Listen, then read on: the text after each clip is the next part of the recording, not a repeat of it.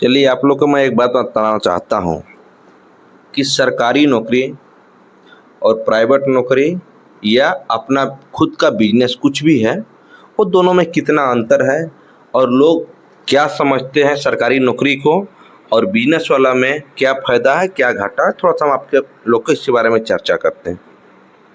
देखिए, सरकारी नौकरी में एक बंधा हुआ पैसा आपको मिलता है। ठीक, आपको बंधा हुआ पैसा जो मिले 30,000, 40,000, 50,000, चाहे इससे ज़्यादा भी। जो प्राइवेट लोग हैं या किसी का अपना कुछ धंधा है, वो लोग क्या सोचते हैं, बाप रे उसको 50,000 रुपया मिलता है, का करेला इतना पैसा हो, का करिए सन, कतना कहाँ रखिए सन इतना पैसा बा।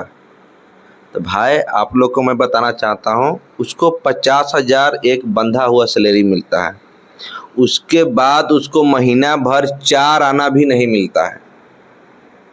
अगर आप कोई धंधा करते हैं, किसी भी तरह का दर दुकान या सब्जी बेचते हैं या कुछ बेचते हैं, आप अपना डेली का बचत या बिक्री जोड़िएगा, डेली का बिक्री जब जोड़िएगा तो आपका उसका 50,000 से कई गुना ज़्यादा हो जाएगा।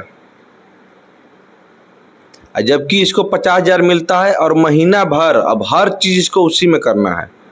उसके बाद सारा रिलेशन वाला को, जितना भी उसका भाई बहन ससुराल जो भी है, सबका उस पर निगाहें होता है कि वो नौकरी वाला है।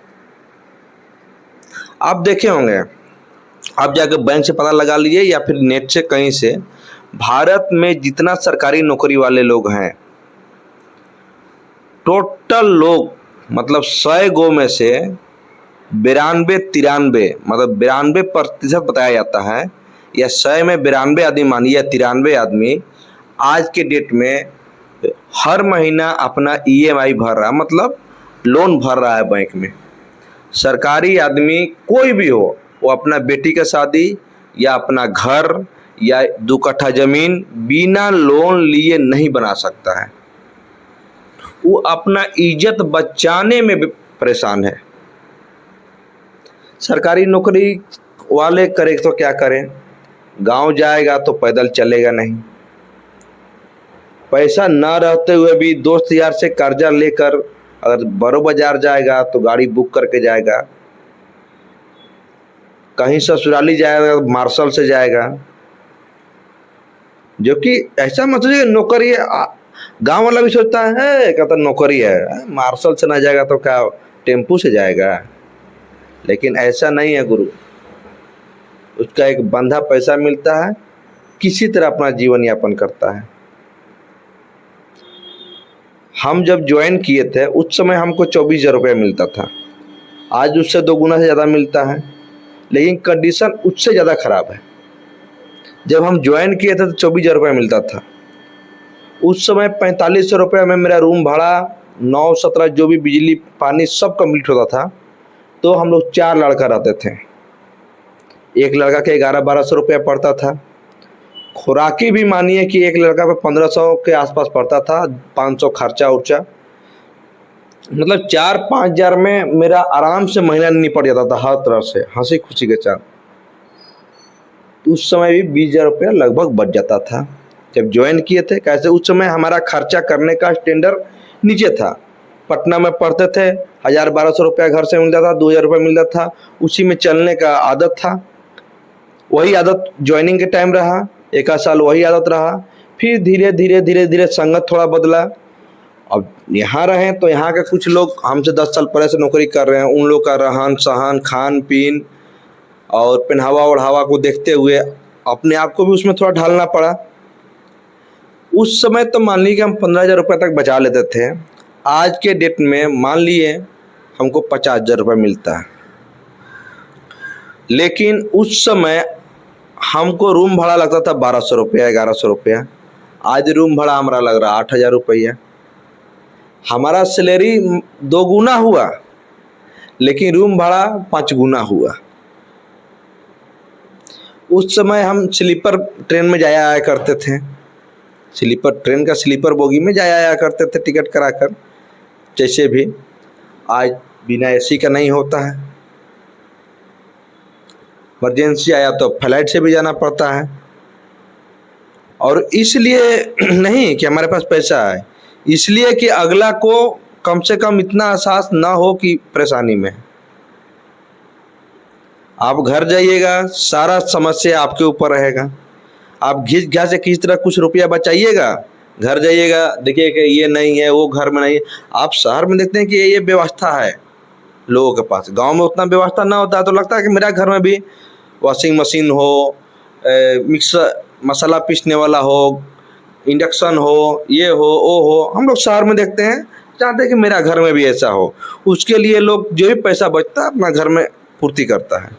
तो घर वालों को क्या लगता है, ओकरा तो पैसा का कमी है, जो मन सो खरीदता है। जबकि ऐसा नहीं है, वो चाहता है कि मेरा घर में कम से कम बुनियादी आवश्यकता पूरा हो जाए। और याद रखिएगा, सरकारी नौकरी वाला जो भी आदमी हो, वो बिना लोन लिए कोई काम नहीं कर पाएगा। घिस घास के 5-10 हज़ार रुपये बचाना मुश्किल हो जाता है महीना में। अगर मानिए 2-4 महीना में 5,000 4,000 रुपये करके आप बचाए भी हैं, 4 महीना में 10,000 20,000 50,000 रुपये बचाए हैं 5 महीना 6 महीना में, तो आप एक बार घर जाइएगा। एक बार जब आप घर जाइएगा तो घर की आवश्यकता थोड़ा घूमने फिरने में आपको 50,000 रुपया 40,000 रुपया 30,000 रुपया 15 दिन में ख़त्म हो जाता है। आप कोई काम नहीं कीजिएगा तब 30,000 रुपया आपका 15 दिन में 2 हफ्ता में ख़त्म हो जाएगा। अगर कोई काम आप किए, जैसे घर में रिपेयरिंग किए या कोई सामान कुछ ऐसा किए, तब तो आपका 50 पार हो जाएगा। अगर आप कोई काम नहीं करते हैं तब जाकर आपका 20 से 30,000 रुपये खर्चा हो जाएगा जाने आने में। अगर जाइएगा तो थोड़ा सा ऐसा कपड़ा नहीं है, कपड़ा ले लेते हैं, थोड़ा जूता ले लेते हैं। चाहे जाइएगा तो किसी का कुछ बहुत कुछ है, आपको करके इतना खर्चा हो जाता है। आप घिस घास के महीना में साल में 20-50 हज़ार रुपया बचाना आपके लिए मुश्किल है।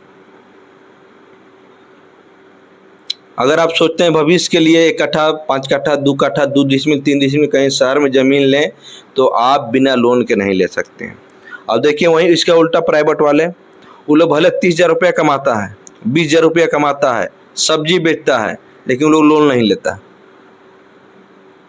जाकर बैंक का रिकॉर्ड देखिए, वो लोग धीरे धीरे पैसा करके 4 साल 5 साल में 5 लाख 6 लाख रुपये बचा लेता है, आराम से घर भी बना लेता है, फिर कुछ पैसा बचा के अपना शादी भी कर लेता है, मीडियम घर में शादी करता है। अब नौकरी वाला के साथ क्या है, आप अपना बेटी का अपना पालन पोषण शहर में कर दिए हैं, हाई फाई पर्सनालिटी में थोड़ा कर दिए हैं, कर्जा लेके ही किए हैं, खिलाए हैं पिलाए हैं। अब लड़की को आप अपना से लो कैटेगरी में शादी करिएगा नहीं, सब्जी बेचने वाले से जल्दी करिएगा नहीं कि हमारे बेटी का हम अगर मानते दूध भात खिलाए हैं तो माड़ भात तो खाएगी नहीं, और उसका बेटी नमक भात ही खाई है तो उसके लिए माड़ भात ही बहुत बड़ी बात है। चलो भाई माड़ भात मिल गया। अब आप उसे शादी करने के लिए आपको तो लोन 10-20 लाख रुपए लेना ही पड़ेगा। अब 20 लाख 25 लाख लोन लेकर जब शादी कीजिएगा तब समझ जाइए महीना में 5,000 10,000 रुपया करके भरने में शायद आप अपना जीवन में नहीं भर पाइएगा। ये सब समस्याएं होती है, इसको लेकर बहुत सारी प्रॉब्लम है जो